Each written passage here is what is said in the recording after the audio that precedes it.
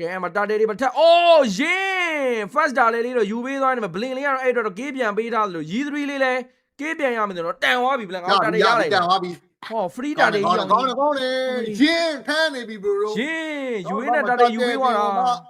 အောက်လဲနဲ့ချိန်မလားတတင်နဲ့အောက်လဲနဲ့ချိန်မလား အော်ဆိုလိုကြီးဗျာဟန်နေနဲ့တော့လှပဆုံးပိုင်းဝိုင်းနေဗျာဘလန်ကြီးကင်ပေါက်ပေးလိုက်တော့သူတော်တော်နဲဝိုင်းနေမှာမယင်း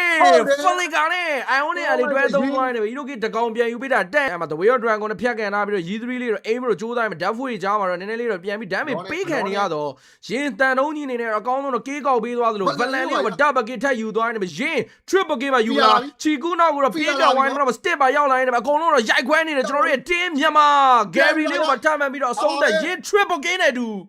game number 1တော့အသာစီးနဲ့တော့ဥဆောင်နေခဲ့ပြီပဲဖြစ်ပါတယ် စကန်လော်လေးကတော့စကန်90 က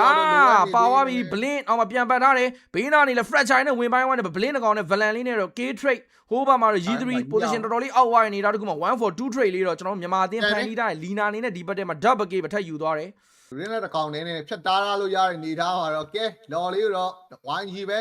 ထပ်မှန်သိမ့်ပိုက်သွားခဲ့တဲ့တော့ဘလင်းလာ ချောင်း pick off the way of dragon ချီကူငတ်သားတော့ဖြတ်စားပေးလိုက်ပြီညီကိုတော့လှလိုက်တဲ့ the way of dragon အောက်ကနေပြီးတော့တက်လာတဲ့ crew way ကြောင့်တခါတည်းတန်းဖို့တော့လုံနေတယ်နော်ဘာမလဲ the way of dragon ကြောင့်ဖာစာချီကူကပါလိုက်မယ်ဒီခါမှာတော့ flicker ပြန်ခုံတော်သွားတယ် G3 လေးကတော့ဂျာညက်ပြီး show ကနေ cloud blending ကျတော့ G ကွမ်တို့တင်ပြီးတော့ဖြတ်ပေးသွားတယ် blink ချောင်းဒီပွဲတစ်ပွဲလို့ performance တွေထွက်နေတယ်မတော့လေ stick နေနဲ့အကုန်လုံးရိုက်ခွဲသွားတော့မတိုးတဲ့ hero kill ၄ကောင်နောက်ဆုံးမှာ၅ကောင်လုံးမှာအဆုံးသက်ထားနေတယ်တင်း white out နဲ့အပြတ်သက်ကိုပဲရန်ကုန် Galactic Goals နေနဲ့တော့ game number 1ကိုတော့အနိုင်ရရှိသွားခဲ့ပြီပဲဖြစ်ပါတယ် CG လောက်ကတော့ပြုတ်တော့တယ်ညီကိုတို့